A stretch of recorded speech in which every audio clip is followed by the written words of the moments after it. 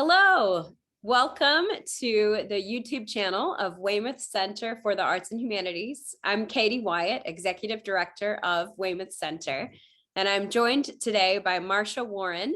Marsha is a past member of the Board of Directors of Weymouth Center for the Arts and Humanities. She's also recently retired as Director of the Paul Green Foundation, where she served for 30 years as Director. And she very generously gave the first part of a two-part series called Freedom Park, where we're hosting two discussions on Weymouth's Arts and Humanities lecture series, learning all about the rise of the Freedom Park Monument in downtown Raleigh, North Carolina. She's going to deliver that talk again today, and it's my great pleasure to introduce Marsha Warren. Marsha, thank you very much. Over to you. Thank you, Katie. So as you've learned in the introduction, I retired recently, actually a year ago, 30 wonderful years. You've heard of him, I'm sure, and you're probably aware that Paul Green and James Boyd, and indeed Catherine and Elizabeth, were very close friends and visited back and forth between their homes. The men used to have fun kidding each other about the different ways they had been brought up. James, born in Dauphin County, Pennsylvania, to a wealthy coal and oil family. Paul in Harnett County, North Carolina, to a cotton and tobacco farmer. In 1981, Paul Green passed away, and the following year, the foundation was established in his name. His widow, Elizabeth, and their 4 children decided that the royalties from Paul's work should carry on the work that he had done all his life for the arts and humanities. Now, I'm talking about Paul Green today because North Carolina Freedom Park was initiated by the Paul Green Foundation, and I'll tell you why. Somewhere around 2000, Paul Green, Green's grandson of the same name, was visiting Barbados. And while he was there, he saw a magnificent bronze statue of a Black man whose eyes and hands were cast to the sky, chains falling off of his arms. It had been commissioned for the 100th anniversary of the abolition of slavery in the United Kingdom. After grandson Paul's return from Barbados, he attended a meeting of the foundation, and he told the story of the statue. He asked his fellow trustees, "What are we doing in North Carolina to honor freedom and justice? And what are we doing to celebrate emancipation in the United States, especially in North Carolina?" Throughout his long life, author and activist Paul Green had been an avid and dedicated human and civil rights leader. He worked tirelessly for important causes, including lobbying for those generally African-American prisoners who hadn't been assigned counsel to appeal their cases. And sometimes Paul Green would pay for it himself. Also, Paul Green was passionately opposed to the death penalty. In defiance of that practice, Paul Green would stand on the grounds of Central Prison on the nights of execution to be a witness to the state taking the life of one of its citizens. He became known as the Lone Vigil. And in years to follow, People of Faith Against the Death Penalty was formed, and hundreds of people would stand on the grounds of Central Prison to bear witness. Thus, when the foundation was formed, grants were made to organizations and individuals who were working to end the death penalty in North Carolina. I might add that the state has not executed anyone since 2006. He also took action when he found out that men serving on the chain gang were being terribly mistreated. To bring attention to the atrocities, he wrote a play, Hymn to the Rising Sun, had it published, and sent it to all the legislators. And before long, the dreadful chain gang system had been abolished in North Carolina. So back to that Paul Green meeting, the trustees enthusiastically adopted grandson Paul's idea, and they set right to work. This small foundation was going to challenge North Carolina's inattention to the African American struggle for freedom, and we were going to educate along the way. Now it's been 20 years. Of course, a lot has happened in the interim, a whole lot. The foundation began by asking the North Carolina Arts Council for funds to study the notion of building such a monument to freedom. In those days, we called it the Memorial to Freedom. A feasibility study was completed, and we found enthusiasm wherever we looked. We needed a plan, an artist or artist team. We needed a place to put the memorial. We needed to get some folks together. And how were we going to find them? You know, North Carolina is a good statewide state. We think of the state zoo, we think of the North Carolina Symphony. We decided this was going to be a statewide effort. So we decided we needed folks from all across the state, from the mountains to the coast. So with obvious challenges, we located 50 community leaders from Asheville to Elizabeth City who committed to an all-day meeting to be held at the Martin Luther King Resource in Raleigh. We would be pretty much starting from scratch. We needed to answer the mission. What will this place look like? What will happen there? And where would it be located? We had engaged Jerry Ann King, a brilliant facilitator, to lead us to ask us those questions. She divided us up in tables around the room, and then she went to the front of the room and set up a great long sheet of paper, maybe 30 feet long. And in the center, right along the center, was a timeline. She read from the paper. She said, here, for example, this first line that's coming down through that timeline is 1619, when the first enslaved people were brought to this country.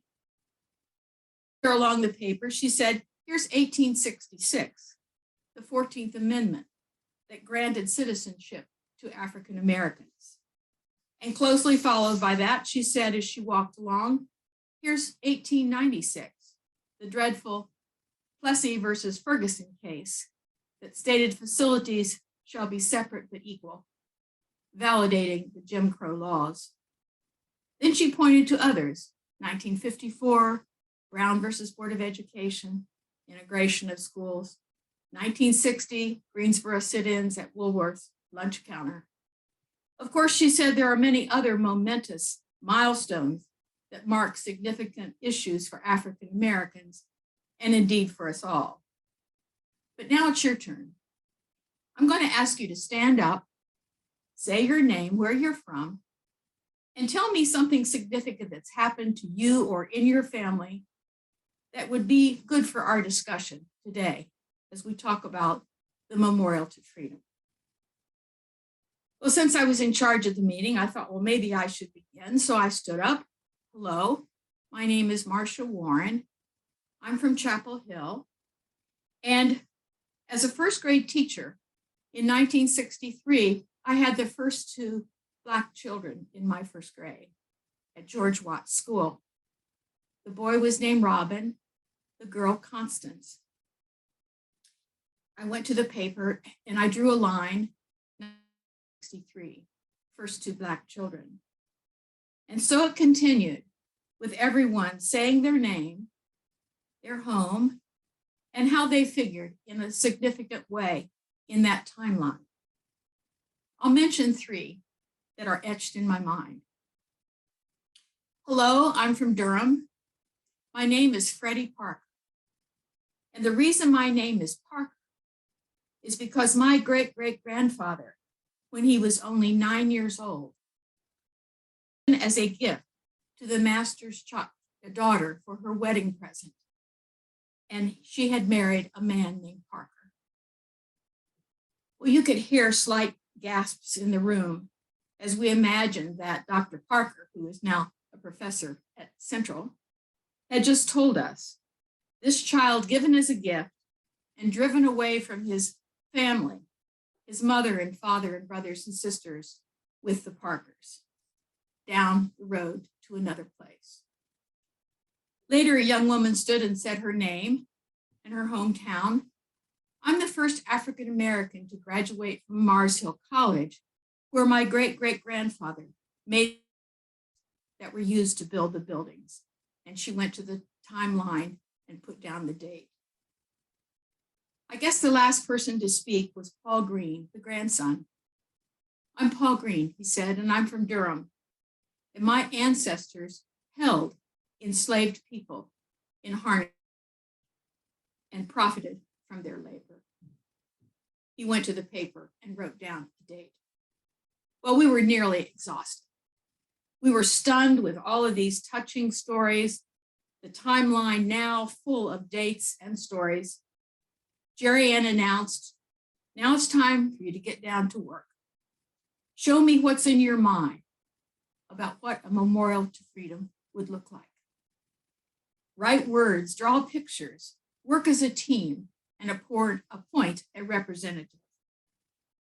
On each table was a large piece of paper with pencils and crayons and markers. And the table began in earnest to talk, listen to each other, and write things on the paper. After about 30 minutes, Jerry asked the representatives to come forward, and I recall two vividly. One was a drawing of a car's windshield, and it filled the paper. The reporter who came up said, we talked about how if you don't look in the rearview mirror occasionally, you might crash into the future. Well, we all enjoyed that clever notion of crashing into the future. And so Jerry Ann put that paper up on the wall. And then she told us a modern is actually based on an old African parable about the Sankofa bird walking forward, but keeping her head turned, looking at the nest of eggs on her back, the symbol of the need to reflect on the past to build a successful future. One table after another reported until it was the last table to report. In preparation for this talk, so that I could tell it right, I called my friend Carl Campbell, one of the participants of that June meeting. I remembered that Carl had said something that day that took our collective breath away when he reported for his table. Here's what he said. I found myself talking with two men I had never met before about race, memory, and history. One was Harlan Graydon of the North Carolina Humanities Council, a practicing Jew. The other was Dwayne Muhammad, a community activist in Hickory and a member of the Nation of Islam. And here I was, a white professor of Appalachian State University of Scotch-Irish Presbyterian background, talking with a Jew and a Muslim about civil rights in North Carolina. I remember thinking, now this is America. This is how democracy and history are supposed to work. Well, it had been a long day, but suddenly a great breath of fresh energy surrounded us with Carl's words, and we were ready to forge ahead. By the end of the day, these 50 community leaders, college professors, school teachers, social workers, county and state employees, businessmen, women, artists, and all had built a plan. The plan would be to find out firsthand if people in different parts of the state even thought much about freedom and emancipation, and did they want to do anything about it? The plan called for town meetings to be held in locations across the state, and 9 participants stepped right up and decided to host one of the meetings. And how about the mission? Well, we determined that that was what the town meetings would reveal. By the end of the day, we had our name. We would call ourselves the North Carolina Freedom Monument Project. We chose project because we didn't know what it was going to be. The Paul Green Foundation set in place an illustrious advisory board, among them Bill Friday, Mary Duke Biddle, Trent Siemens, Julius Chambers, and heading up the advisory board was Dr. John Hope Frank, all now sadly passed away. The whole year, the town meetings were held across the state, and the following year, the leader of each of the meetings came with a report that was presented at a statewide conference in Raleigh at the Museum of History. And I have to tell you a story about that. In the lobby where hundreds of people gathered before going into the auditorium, Chuck Davis, the magnificent 6'5" famous dancer, dressed in colorful African-American robes with several of his troupe, began to dance around us, weaving in and out through the groups of people as we began to clap with them. And like the Pied Piper, Baba Chuck led us into the auditorium. All the dancers mounted the stage to dance a little bit more. I'll never forget it. We lost Baba Chuck in 2017 at 8. So what then? Well, there was lots of work. We had the initial meeting with 50 folks. We had 9 town meetings across the state. We had a statewide conference. And as a result, we had our mission. It would be to build a significant work in the state capitol that would honor the African-American experience, focusing on the thousands of 4th and 8th grade school children who come to Raleigh each year in their study of North Carolina history. The North Carolina Freedom Monument would tell the story of all North Carolina citizens, in contrast to the old Capitol grounds that featured many Confederate soldiers and white supremacist governors. And to educate the children before and after the visit to Raleigh, we wrote a curriculum about the many illustrious North Carolina African Americans and their enormous contributions to the state. After a few years and the workload increasing, the Paul Green Foundation determined that the North Carolina Freedom Monument Project would be spun off as a separate 501c3. And what gave what for us was a very large grant, $72,000. But the foundation continued to be very involved, and some of our trustees stayed on the board, as did I. You're wondering with all this planning where the Freedom Monument was going to go. The committee of board members working with the Department of Archives and History looked at several sites in Raleigh, and after much deliberation, we found just what we wanted. But it turned out to be a 5-year journey as we tried to convince Governor Easley to let us have the 1-acre empty slot right behind Archives and History, a whole acre. It backs on the 1 block from the governor's mansion, right across the street from the North Carolina legislature, on the corner of Lane and Wilmington. All the places where the 4th and 8th grade children go when they visit in their trip to Raleigh. Now I'll tell you what it took to finally get that land. It took a woman.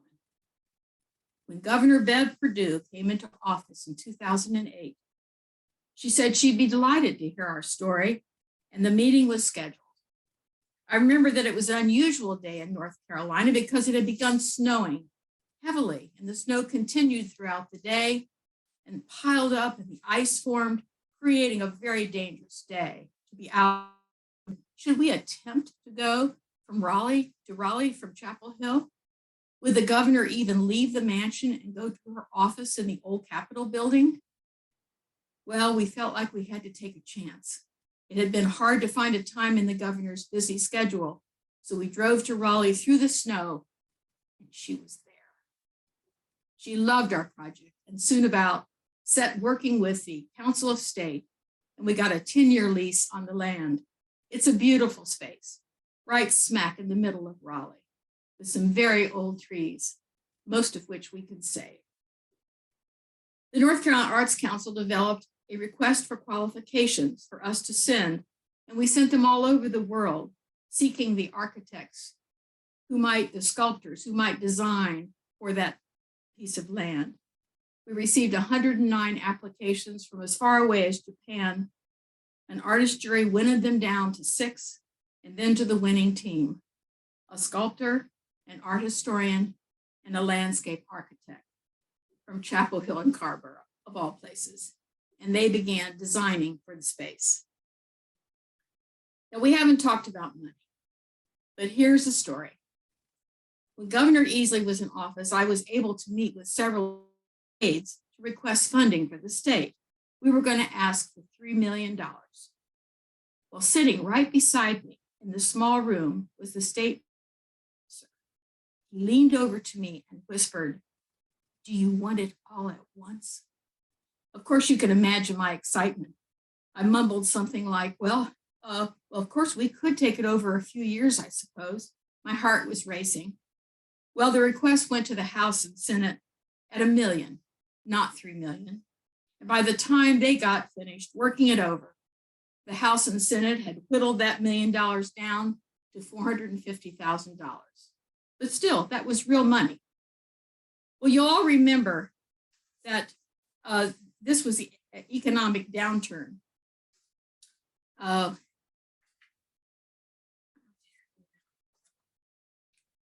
going to have to, and Governor Perdue had precious little money to pay bills, so she had to seize our $450,000. She had to seize funds from lots of places to pay the teachers. We certainly understood. Throughout those early years, it had been very difficult to raise funds.